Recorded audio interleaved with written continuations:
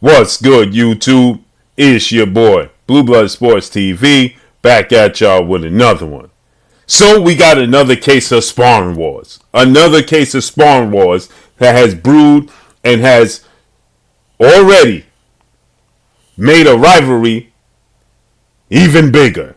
And that is, we have a situation where we know undefeated, undisputed, lightweight world champion, superstar boxer, Devin the Dream Haney. Devin Haney is 30 wins, no losses, no draws, 15 wins by way of knockout. He is 24. He'll be 25 years of age November 17th in a few weeks. 5'9" with a 72-inch arm reach.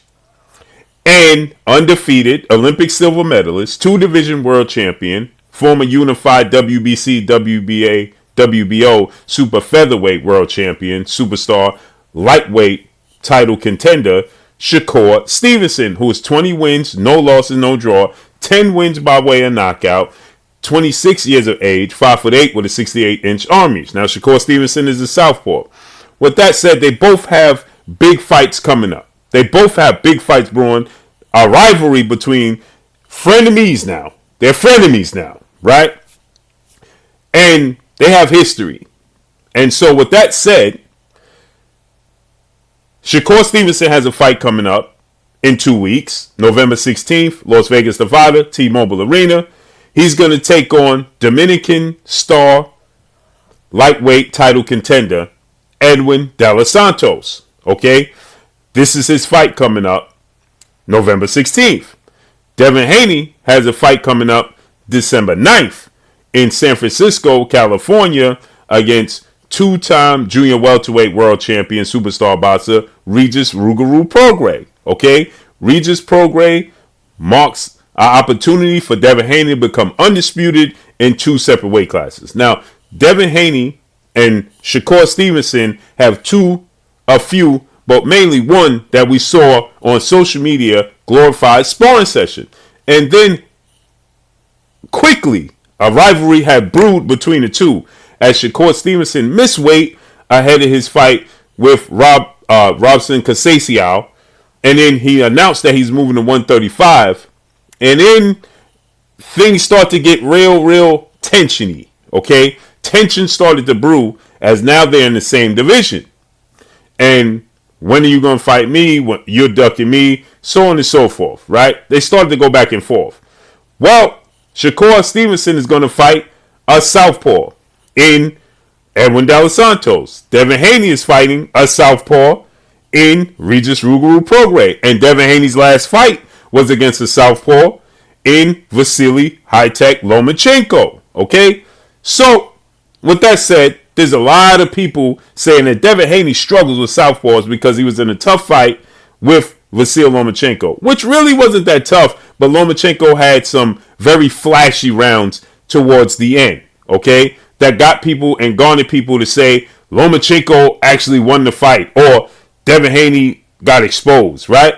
So people said Devin Haney struggles with southpaws. And with that said, he's getting ready to fight another southpaw with power. Regis Prograis is 29 wins, 1 loss, no draws, 24 wins, 24 wins, 24 wins by way of knockout. So he's a big puncher, right? In 30 fights, Regis Prograis has 24 knockouts. So only 6 of his fights went the distance and 1 he lost. So with that said, now rumors and reports have surfaced between a mutual sparring partner of Devin Haney and Shakur Stevenson. And that is a gentleman by the name of an Australian fighter by the name Liam Peru. Okay, Liam Peru is 23 wins, no loss, no draw, 14 wins by way of knockout, 5'8.5" with a 71-inch arm reach.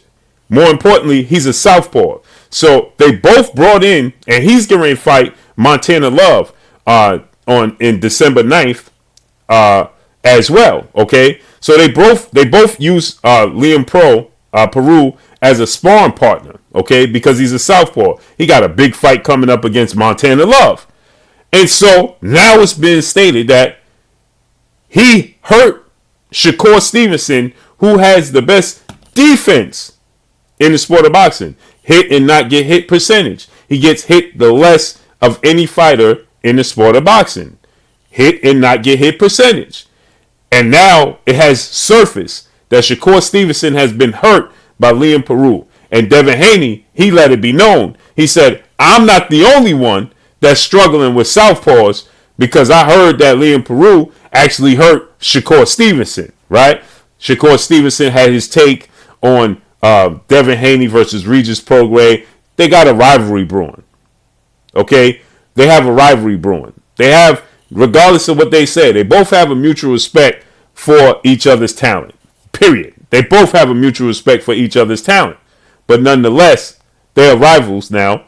Devin Haney sent Shakur Stevenson a contract that included Shakur Stevenson receiving initially a flat fee that he turned down. Then it was 25%, and Shakur Stevenson turned that down. He felt insulted. Then he went the route of trying to make the WBC, World Boxing Council, force Devin Haney into the fight. Devin Haney exited the division, went up to become a 2-division world champion, fight Regis Prograis, and now Shakur Stevenson is fighting Edwin De Los Santos for that WBC title. So, or WBC mandatory position. So Devin Haney Shakur is a champion in recess. He's not fully stripped of his belt. Nonetheless, they have just both given a lot of attention. Now the world is going to be aware of who Liam Peru is. And now the world is going to be watching Liam Peru as he takes on Montana Love, okay, December 9th. The same day Devin Haney's fighting on the zone. On the undercard, Montana Love is 18 wins, 1 loss, 1 draw, 9 wins by way of knockout, 28 years of age, 5'8", with a 68-inch arm reach. And he's a southpaw. So that's why Shakur Stevenson was even in the ring with Liam Peru, because they're helping each other prepare for their upcoming fights. With that said, I don't put too much stock in sparring. Okay, it helps build fights, 1,000%. Sparring helps build fights, 1,000%. As far as building a storyline, when you have sparring partners, Larry Holmes and Muhammad Ali, then they fought. They used that sparring to build up the fight. Okay, as a storyline to build up the fight. When you had Mike Tyson and Mitch Green, they used that sparring sessions to help build up a storyline towards the fight. Shakur Stevenson, Devin Haney, their sparring session is going to lead up to the build-up of their fight when they finally fight. And a big fight with Devin Haney and Gervonta Tank Davis, their 2 glorified sparring sessions, is going to help build up their storyline for their fight. Okay, so that's what this does. Sparring doesn't always mean that that's what the outcome of the fight will be, right? Sparring is sparring. Now, you can reveal some things in the fighter in sparring.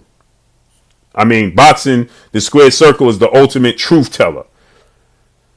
But Mitch Green was said to have gotten the best of Mike Tyson, and we saw how that played out. Larry Holmes fought the old Muhammad Ali. We saw how that played out, right?